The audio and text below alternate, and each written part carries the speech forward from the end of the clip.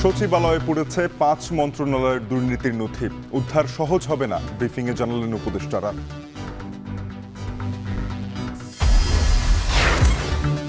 জুলাই হত্যার হটস্পট সাভারে চিহ্নিত আসামিরা এখনও ধরাছোঁয়ার বাইরে। দ্রুত গ্রেপ্তার ও বিচার দাবি। উত্তরে সোলার পাম্পে সংকট কাটছে সেচের পানি। খোয়াই নদীর ভাঙা বাঁধে ফসল হানির শঙ্কায় হবিগঞ্জের কৃষক। এবং ভারতে ভাঙনের মুখে ইন্ডিয়া জোট, কংগ্রেস আম আদমি দ্বন্দ্ব চরমে। আঞ্চলিক দল নিয়ে ভিন্ন জোটের চিন্তা কেজরিওয়ালের।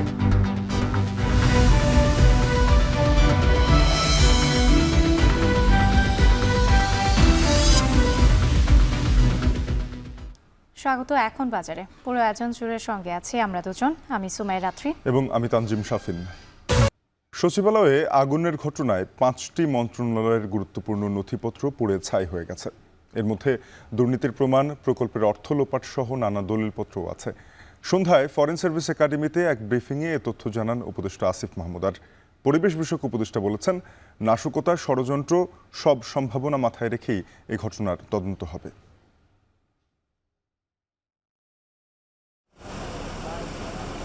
বুধবার মধ্যরাতে সচিবালয়ে লাগা আগুনে ক্ষতিগ্রস্ত হয়েছে 5টি মন্ত্রণালয়। পুড়ে গেছে দুর্নীতি ও আর্থিক অসঙ্গতির প্রমাণ ছাড়াও মন্ত্রণালয়গুলোর অনেক গুরুত্বপূর্ণ নথি, যার মধ্যে সবচেয়ে ক্ষতিগ্রস্ত হয়েছে স্থানীয় সরকার, পল্লী উন্নয়ন ও সমবায় মন্ত্রণালয়। বৃহস্পতিবার অগ্নিকাণ্ড নিয়ে সরকারের সিদ্ধান্ত জানাতে ডাকা জরুরি সংবাদ সম্মেলনে এই মন্ত্রণালয়ের উপদেষ্টা আসিফ মাহমুদ জানান, স্থানীয় সরকার মন্ত্রণালয়ের কাজ পুরোটাই হতো অ্যানালগ পদ্ধতিতে।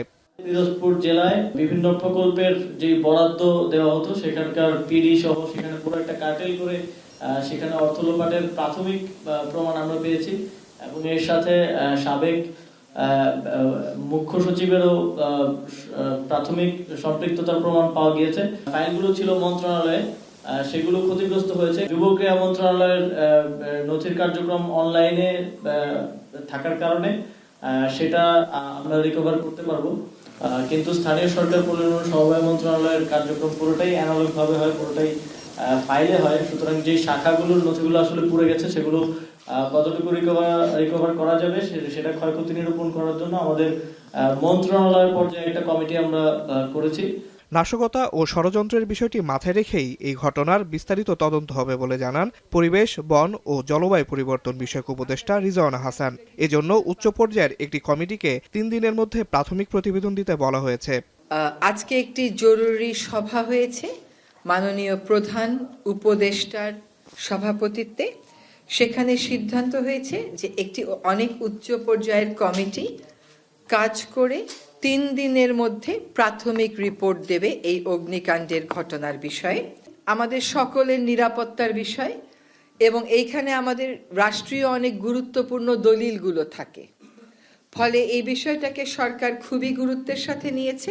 অগ্নিকাণ্ডের ব্যাপারে গোয়েন্দা ব্যর্থতা ছিল কিনা এমন প্রশ্নের জবাবে পরিবেশ উপদেষ্টা বলেন, তথ্য থাকলে সরকার অবশ্যই ব্যবস্থা নিত। গোয়েন্দা তথ্য থাকলেও সরকার ব্যবস্থা নিত। আসিফ ইকবাল খান, এখন, ঢাকা। জুলাই আগস্টের অভ্যুত্থানে দেশের যেসব এলাকায় বেশি হত্যাযজ্ঞ চলে তার অন্যতম সাভার। এই হত্যায় জড়িত ও চিহ্নিত আওয়ামী লীগের নেতাকর্মীরা এখনও ধরাছোঁয়ার বাইরে। 5 আগস্টের সরকার পতনের পর আত্মগোপনে চলে যাওয়া, বিগত আমলের রাজনৈতিক পৃষ্ঠপোষকতায় ফুলে ফেপে ওঠা দাপুটে নেতাকর্মীদের আইনের আওতায় আনার দাবি স্থানীয় রাজনৈতিক কর্মী ও সচেতন নাগরিকদের। হুমায়ুন কবিরের প্রতিবেদন। বৈষম্য বিরোধী আন্দোলনে দেশের সবচেয়ে বেশি হত্যাযজ্ঞ চলে সাভারে। সেখানে প্রকাশ্যে ছাত্র জনতার উপর গুলি চালান আওয়ামী লীগের নেতাকর্মীরা। রাজপথে গণহত্যায় আগ্নেয়াস্ত্র নিয়ে সরাসরি অংশ নেন সাভার উপজেলা আওয়ামী লীগের সাধারণ সম্পাদক মঞ্জুরুল আলম রাজীব, ফখরুল আলম সমর, আশুলিয়া আওয়ামী লীগের সভাপতি ও সাভারের সাবেক সংসদ সদস্য সাইফুল ইসলাম, সাধারণ সম্পাদক ফারুক হাসান তুহিন, সাভার ছাত্রলীগের সভাপতি আতিক সহ আওয়ামী লীগ ও অঙ্গ সংগঠনের নেতাকর্মীরা। জুলাই অভ্যুত্থানে জনগণের বিরুদ্ধে সশস্ত্রভাবে অবস্থান নেয়া এসব অভিযুক্তরা 5ই আগস্টের পর থেকেই চলে গেছেন আত্মগোপনে।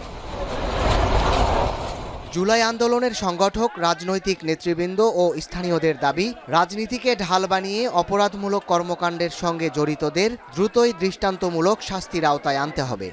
5 তারিখে বিকেলে কমপক্ষে শতাধিক লোক তারা গুলি করে হত্যা করেছে সাভারে। প্রশাসনের কাছে এই প্রত্যাশা করব, তাদের দ্রুত যে যেখানে আছে ধরে এনে আইনের আওতায় নিয়ে এসে তাদের দৃষ্টান্তমূলক শাস্তির ব্যবস্থা করুক। এরা যেদিন ধরা পড়বে, আইনে আসবে, প্রশাসন তাদেরকে অ্যারেস্ট করবে, তখনই আমাদের সাভারবাসীর অন্তরে একটা শান্তি আসবে। সাভার আশুলিয়ার যে স্থানীয় সংসদ সদস্য সাইফুল এবং আওয়ামী লীগ নেতা রাজীব, সমর এবং তুহিন, ছাত্রলীগ নেতা আতিক সহ যারা এই হামলার সঙ্গে জড়িত ছিল তাদের দ্রুত সময়ের মধ্যে গ্রেপ্তার করে তাদের বিচারের আওতায় আনতে হবে। অন্যথায় আমরা যে গণ অভ্যুত্থান পেয়েছি সেই অভ্যুত্থান পরিপূর্ণতা পাবে না।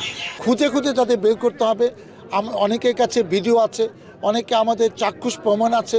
এদের সাক্ষ্য প্রমাণ নিয়ে এদেরকে এমন মামলায় তাদেরকে আসামি করতে হবে এবং প্রচলিত নিয়মে তাদেরকে যা যা শাস্তি দেওয়া দরকার আইনের মধ্যে পড়ে তাদেরকে সেটা দিতে হবে। জুলাই আন্দোলনে প্রকাশ্যে হত্যাসহ নানা অপরাধের অভিযোগে গেল 4 মাসে সাভার আশুলিয়া অঞ্চলে শতাধিক মামলা হয়েছে। তবে ধরাছোঁয়ার বাইরে আছে হত্যাকাণ্ডে সরাসরি অংশ নেয়া চিহ্নিত নেতাকর্মীরা। যদিও পুলিশ বলছে অভিযুক্তদের গ্রেপ্তারে চেষ্টা চালিয়ে যাচ্ছেন তারা। আশুলিয়া, সাভার, ধামরাই 3 থানাতেও মামলা হয়েছে প্রায় 100-র মতো এবং আসামি রয়েছে অনেক। তাদের অনেককে আমরা গ্রেপ্তার করেছি এবং অনেকেই বাড়ি ছাড়া রয়েছে। তো তাদেরকে আমরা গ্রেপ্তার করছি এবং গ্রেপ্তারের প্রচেষ্টা অব্যাহত রয়েছে এবং যে করে হোক তাদেরকে আমরা আইনের আওতায় নিয়ে আসব। ছাত্র জনতার ত্যাগের মধ্য দিয়ে গঠিত অন্তর্বর্তীকালীন সরকারের কাছে শহীদ পরিবারগুলো বলছেন, নিরস্ত্র মানুষের ওপর গুলি চালানো অপরাধীদের দৃষ্টান্তমূলক শাস্তির ব্যবস্থা না করলে বৃথা যাবে হাজারো মানুষের আত্মত্যাগ। এখন সাভার। উত্তরের জেলা পঞ্চগড়ে বয়ে যাচ্ছে মৃদু শৈত্যপ্রবাহ। শীতের তীব্রতা বাড়ায় দুর্ভোগ বেড়েছে নিম্ন আয়ের শ্রমজীবী মানুষের। শীতের আরও খবর জানাতে পঞ্চগড় থেকে যুক্ত হয়েছেন সহকর্মী লুৎফর রহমান। লুৎফর, শুভ সকাল। জানাবেন তাপমাত্রা কততে নেমেছে, তীব্র শীতে জনজীবনের কি পরিস্থিতি?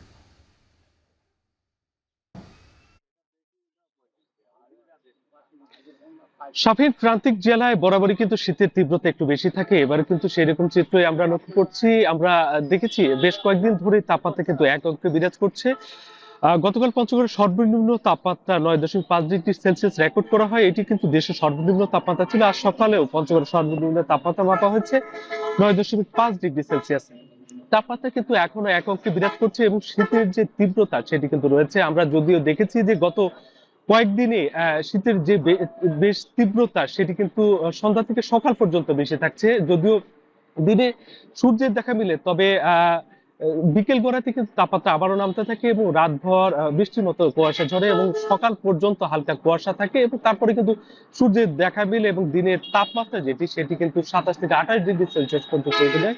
এটি কিন্তু একটু ব্যতিক্রম চিত্র আমরা দেখছি। পৌষের এই শীতে কিন্তু ঘন কুয়াশা এবং উত্তরে ঠান্ডা বাতাস বিরাজ করে। তবে আমরা এবার যে চিত্রটি লক্ষ্য করছি সেটি হলো যে সন্ধ্যা থেকে সকালের যে শীতের তীব্রতা বেশি থাকছে এবং দিনে কিন্তু সূর্যের দেখা মিলছে।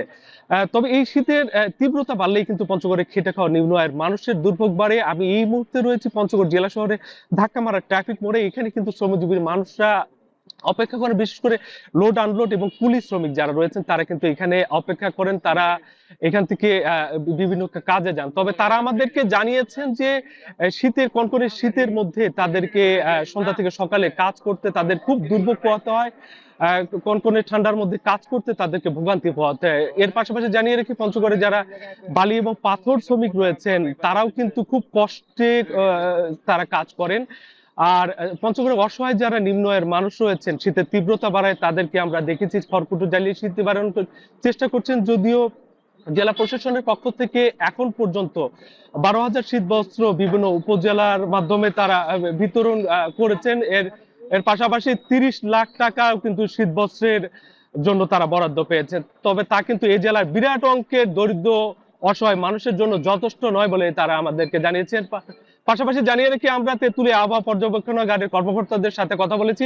তারা আমাদেরকে জানিয়েছেন যে বর্তমান যে শীতের তীব্রতা চলছে, জানুয়ারির শুরুতে কিন্তু শীতের তীব্রতা আরো বাড়তে পারে।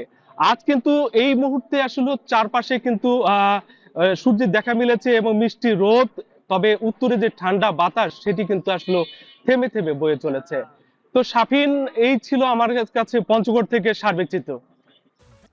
ময়মনসিংহের বাজারে ছুটির দিনে চাহিদা বেড়েছে মাছের। কেজি প্রতি দাম কমেছে 10 থেকে 15 টাকা। সাতক্ষীরার বাজারে সরবরাহ বাড়ায় কমেছে পেঁয়াজ, আলু সহ শীতকালীন সবজির দাম। বিস্তারিত জানাতে ময়মনসিংহের মেছুয়া বাজার থেকে যুক্ত হয়েছেন ইমতিয়াজুর রহমান এবং সাতক্ষীরার বড় বাজার থেকে যুক্ত হয়েছেন আহসান রাজীব। প্রথমে চলে যেতে চাই ইমতিয়াজের কাছে। ইমতিয়াজ, আপনার কাছে জানতে চাই, বাজারে দেশীয় মাছের সরবরাহ কেমন দেখছেন? ক্রেতারা দামে সন্তুষ্ট কিনা?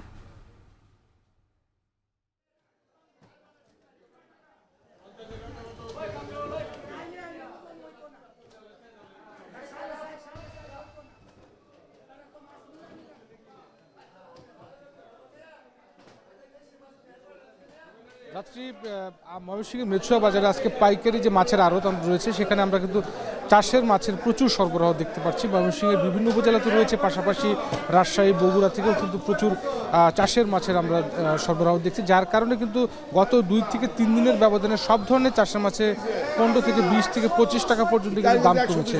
আমরা সিলভার মাছ দেখতে পাচ্ছি, এই মাছটি কিন্তু 150 থেকে 160 টাকা কেজি পাইকারি বিক্রি হচ্ছে। পাশাপাশি ছোট সাইজের বিভিন্ন পোনা মাছ দেখতে পাচ্ছি, রুই, কাতলা, পাশাপাশি কারফিউ, মৃগেল, এগুলো কিন্তু 160 থেকে 70 টাকা বিক্রি হচ্ছে। এই মাত্র আমরা দেখতে পারলাম যে বড় ধরনের ব্রিগেড এবং কাতল মাছগুলো আমরা দেখতে পাচ্ছি, রুই মাছ দেখতে পাচ্ছি, এগুলো কিন্তু বিক্রি হচ্ছে সর্বোচ্চ আপনার 280 থেকে 60 টাকা করে।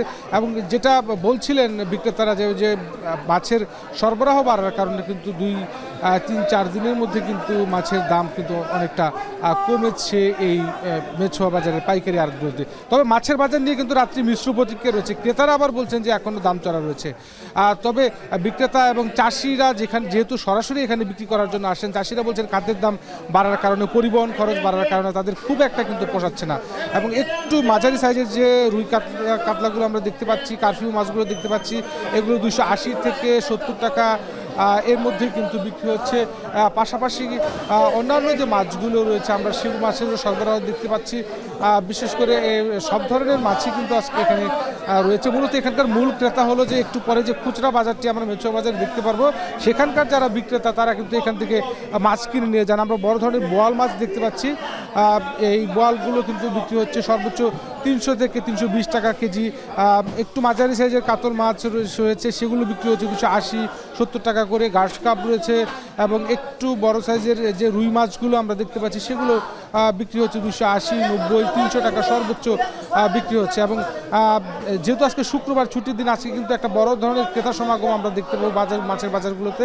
আর সেই কারণে মাছের চাহিদাও যেরকম রয়েছে, পাশাপাশি কিন্তু দামও আমরা দেখতে পাচ্ছি যে তারা বলছেন যে বিক্রেতারা বলছেন যে কিছুটা কমেছে। এবং পাশাপাশি আমরা রুই, কালবাউস সহ বিভিন্ন ধরনের মাছগুলো দেখতে পাচ্ছি। তবে চাষের মাছের আধিক্য আজকে বেশি দেখতে পাচ্ছি এবং সেই সাথে দেখতে পাচ্ছি যে খুবই তরতাজা ফ্রেশ মাছগুলো কিন্তু আজকে খুব ভোর থেকেই কিন্তু বিভিন্ন যারা চাষি রয়েছেন, পাইকার, ফড়িয়া রয়েছেন, বিভিন্ন জেলা, উপজেলা এবং বিভাগীয় শহর থেকে কিন্তু এখানে মাছ নিয়ে এসেছেন। সব মিলিয়ে আজকে বলা যায় যে আজকে মাছের বাজার 15 থেকে 20 টাকা পর্যন্ত গত সপ্তাহের ব্যবধানে কমেছে রাত্রি ময়মনসিংহে। এই ছিল আমার কাছে সর্বশেষ। এবার যেতে চাই সাতক্ষীরার রাজীবের কাছে। রাজীব, আপনার কাছে জানতে চাই, এই যে শীতকালীন সবজির সরবরাহ বেড়েছে, তো কমেছে তো শীতকালীন সবজির দাম, সেক্ষেত্রে এখন কোন কোন সবজির সরবরাহ বেশি দেখতে পাচ্ছেন জানাবেন। রাত্রে এই সাতক্ষীরায় সুলতানপুর বড় বাজার, যেটি পাইকারি বড় বাজার, এই বাজারে আজকের কথা যদি বলি, আজকে এখানে প্রচুর পরিমাণে সবজি কিন্তু এই বাজারে এসেছে এবং এখানকার সবজির দামটি কিন্তু অনেক কম দামে বিক্রি হচ্ছে, এমনটি বলছেন এখানকার ক্রেতারা এবং যারা বিক্রেতা তারা। এখানে মূলত এখানে আজকে আমরা এসে যেটি দেখেছি, প্রচুর পরিমাণে যে শীতকালীন যে সমস্ত সবজি রয়েছে, বিশেষ করে ফুলকপি, বাঁধাকপি, সিম, পেঁয়াজের কালি এবং এখানে পাতাকপি দেখতে পাচ্ছি, টমেটো রয়েছে, সব ধরনের সবজির কিন্তু প্রচুর পরিমাণে সরবরাহ বাজারে রয়েছে। কিন্তু এখানে ক্রেতারা বলছেন তারা স্বল্প দামে এই সমস্ত সবজি কিন্তু কিনতে পারছেন। অপরদিকে যারা ব্যবসায়ী ব্যবসায়ী তারা বলছেন যে হঠাৎ করে বাজারে দামটি পতন হয়েছে। মূলত এখানে গত কয়েকদিন আগেও এখানে প্রতি কেজি যে ফুলকপি রয়েছে সেটি 15 টাকা থেকে 20 টাকা কেজি বিক্রি হলো, আজকে সকালে সেটি পাইকারিতে বিক্রি হচ্ছে 4 থেকে 5 টাকা কেজিতে।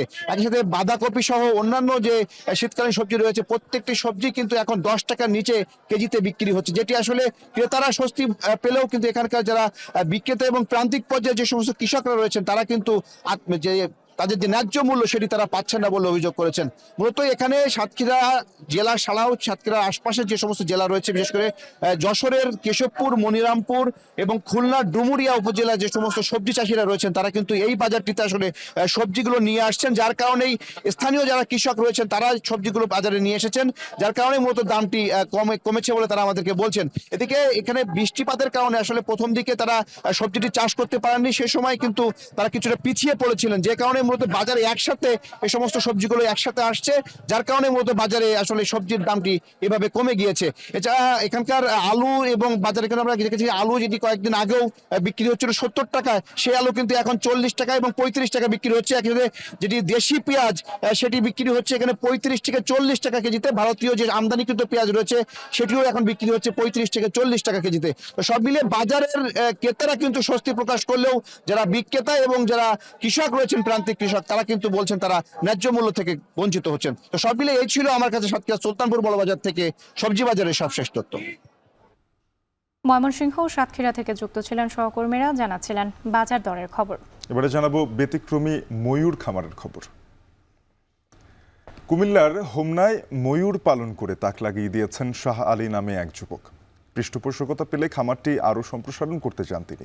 প্রাণী সম্পদ বিভাগ বলছে বিলুপ্তপ্রায় ময়ূর পালনে যুবক শাহ আলীর উদ্যোগ প্রশংসনীয়। খালেদ সাইফুল্লাহর প্রতিবেদনে ক্যামেরায় ছিলেন বাসির আহমেদ।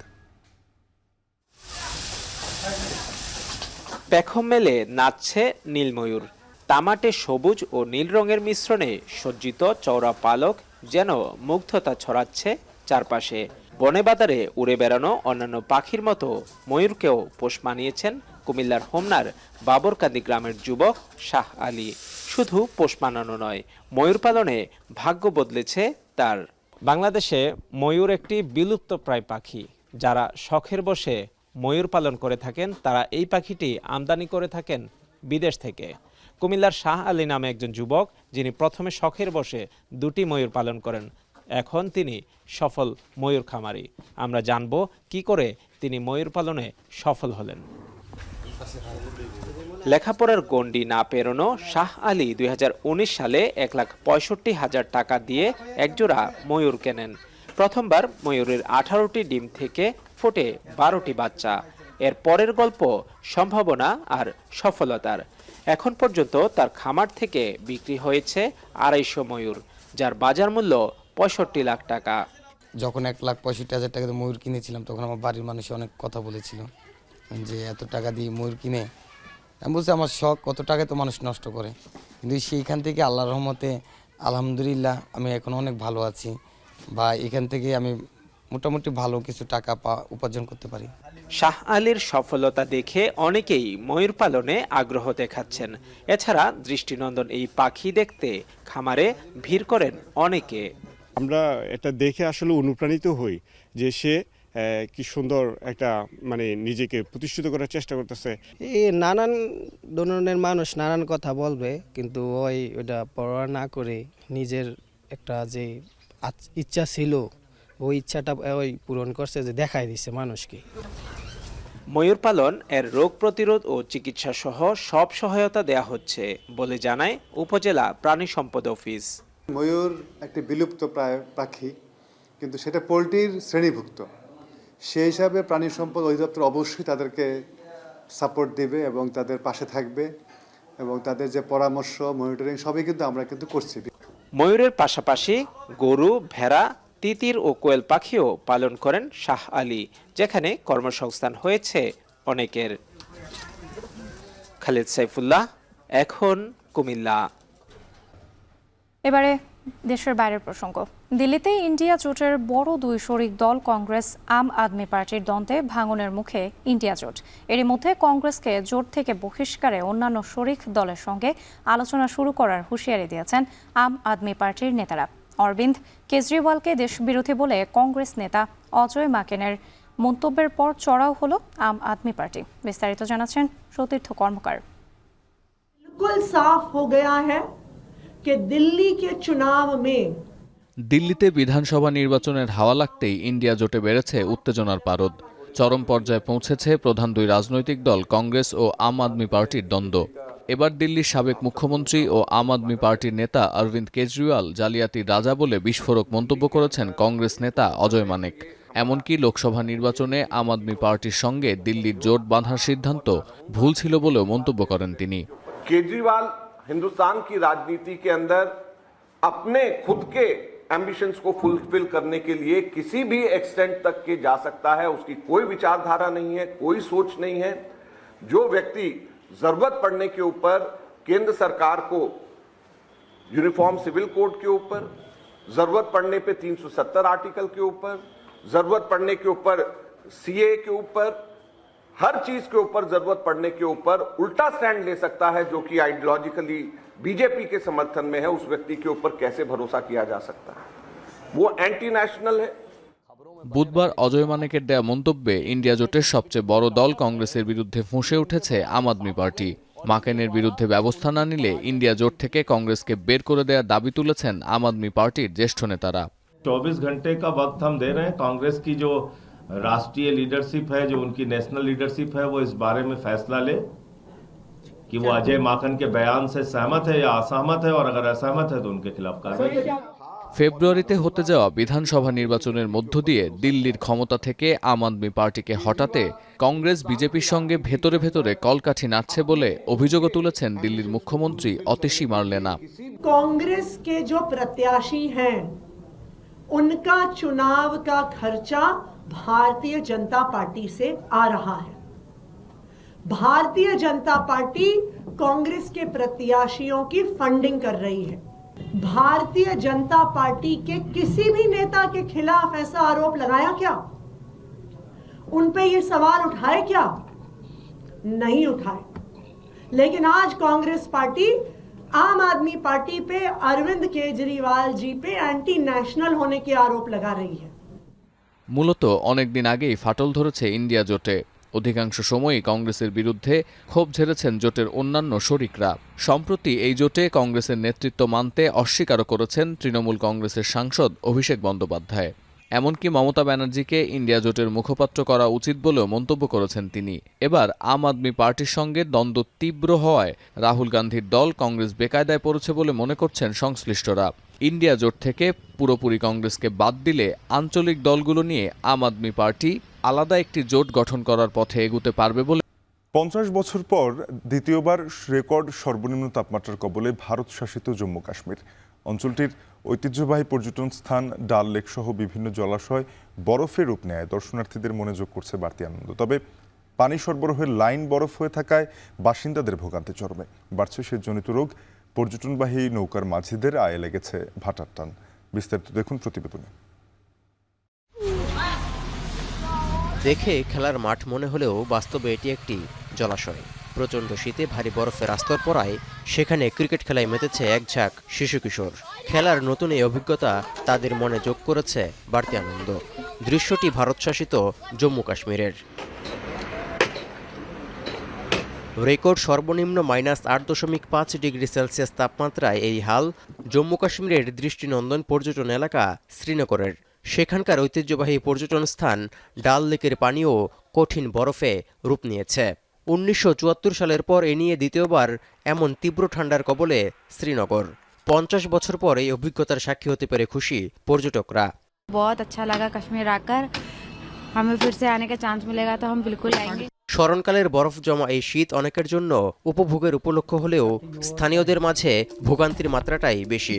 কারণ লেকে বরফ জমায় পর্যটনবাহী বোটগুলোর আয়ে লেগেছে ভাটার টান। এছাড়াও বাড়িঘর গাছপালার উপরে জমেছে বরফের মোটা আস্তরণ। শ্বাসকষ্ট ও সর্দি কাশিতে সবচেয়ে বেশি আক্রান্ত হচ্ছে শিশু ও বয়স্করা। এমনকি পানি সরবরাহ লাইন বরফ হয়ে থাকায় জীবনযাত্রায় যোগ হচ্ছে সীমাহীন দুর্ভোগ।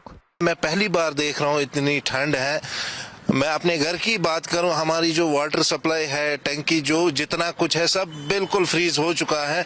मुश्किल से मैंने सुबह मिनरल वाटर की बोतल लाई है, उससे अपना फेस वॉश किया है मैंने। हमारा लेग भी जम गया है, हमको घर से यहाँ तक आने के लिए रास्ता निकालना पड़ा। আগামী 40 দিন জম্মু কাশ্মীরে হাড় কাঁপানো শীতের প্রকোপ অব্যাহত থাকার পূর্বাভাস দিয়েছে আবহাওয়া অফিস। ডিসেম্বর মাসের শেষ থেকে 31 জানুয়ারি পর্যন্ত তীব্র শীতের প্রথম 40 দিনকে কাশ্মীরি ভাষায় চিল্লাই কালান বলা হয়। তৌহিদুর রহমান, এখন বিশ্ব। এবার খেলার খবর। বিপিএল এর আসরের যতবার না চ্যাম্পিয়ন হয়েছে ঢাকা, তার চেয়ে বেশিবার নাম পরিবর্তন হয়েছে ঢাকার। তবে এবার নতুন উদ্যমে ফেরার প্রত্যাশায় দল গঠনে ফ্র্যাঞ্চাইজিটি খরচ করেছে কয়েক কোটি টাকা। আছে দীর্ঘমেয়াদী পরিকল্পনা। বিস্তারিত আরিফুল ইসলাম সাহাবের প্রতিবেদনে। দরজায় কড়া নাড়ছে বিপিএল। অন্যান্য আসরের তুলনায় এবার বেশিরভাগ কার্যক্রমই গোছানো, তবে শেষ মুহূর্তে দলে ক্রিকেটার ভেড়ানোর চিত্রটা পুরনো। ক্রিকেটার কেনার ক্ষেত্রে কার্পণ্যতা করেনি ঢাকা ক্যাপিটালস। দেশি বিদেশি মিলিয়ে এখনো পর্যন্ত 25 জন ক্রিকেটারকে দলে ভিড়িয়েছে ফ্র্যাঞ্চাইজিটি। টাকার অঙ্কটা শতভাগ জানা না গেলেও পুরো টুর্নামেন্টে কেমন বাজেট নিয়ে নামতে হয় একটা দলকে তার ধারণা দিয়েছেন ঢাকার ফ্র্যাঞ্চাইজি কর্তৃপক্ষ। এক্স্যাক্ট অ্যামাউন্টটা বলতে পারবো না, কারণ হচ্ছে এখানে প্লেয়ারের ডিফারেন্ট কাইন্ড অফ প্লেয়ার আছে, প্লেয়ারদের মানে বিভিন্ন প্রাইসের ক্যাটাগরি প্লেয়ার আছে। নর্মাল একটা বিপিএলের টিম করতে গেলে মিনিমাম ধরেন 10 কোটি প্লাস একটা বাজেট থাকে। আমরা চেষ্টা করেছি যে 10 কোটি প্লাসের মধ্যে টিম রাখার জন্য। দলে তারকা ক্রিকেটারের অভাব নেই, অভাব আছে কম্বিনেশনের। ফ্র্যাঞ্চাইজিটির বড় দুশ্চিন্তা মিডল অর্ডার নিয়ে। আমি নিজেও খুব কনসার্ন যে আমাদের মিডল অর্ডারটার একটু ঝামেলা, আমাদেরকে মেকশিফট করতে হবে, আমাদের এতগুলো টপ অর্ডার তাদেরকে তো খেলাতে হবে। এখনও তো প্ল্যান ওইভাবে করিনি, ডেফিনেটলি আমার মাথায় আছে অনেক কিছুই, বাট ডেফিনেটলি সেটা এখনো হয়তো আমি ইমপ্লিমেন্ট বলতে চাই না বা ইয়ে করতে চাই না, বাট দেখি। ক্রিকেটারদের নিয়ে বাজি খেলেছে ঢাকা ক্যাপিটালস, আর সেই বাজির অন্যতম ঘোড়া দীর্ঘদিন জাতীয় দলের বাইরে কিংবা ছন্দে না থাকা সাব্বির রহমান, মুনিম শাহরিয়ারের মতো ক্রিকেটারেরা, যাদের ফর্মে ফেরার তাড়না আছে, কিন্তু ব্যাট কথা বলবে কিনা সেটা নিয়ে আছে সংশয়। আমি যখন বরিশালে খেলছিলাম তখন আলহামদুলিল্লাহ অনেক ভালো খেলছিলাম। আমি আমার যে খেলাটা আছে ওটা প্রপারলি খেলতে পারছিলাম, বাট আফটার দ্যাট আমি ন্যাশনাল টিমে যাওয়ার পরে যখন ইনজুরিতে পড়ি একটা, তো এরপরে উঠে এসে আমি ওই খেলাটা খেলতে পারি না। বাট আমি ওগুলো অতীতে যেগুলো হয়েছে ওগুলো নিয়ে চিন্তা করতেছি না, আমি নতুনভাবে নিজেকে ফিরে পেতে চাচ্ছি, সেই জন্য আমি উদ্গ্রীব। বাজির ঘোড়ায় কতটা মাত হবে এবারের আসর সেটা হয়তো বিপিএল মাঠে গড়ালেই বোঝা যাবে। তবে এর বাইরে মিডল অর্ডারে মন্ত্রীর খোঁজে আছেন ঢাকা কোচ। মিলবে কি? উদ্বোধনী দিনেই তার আজ পাবেন দর্শক। আপাতত তাই ক্ষণিকের অপেক্ষা। আরিফুল ইসলাম সাহাব, এখন ঢাকা। এখন বাজার শেষ করার আগে শিরোনামগুলো জানাবো আরেকবার।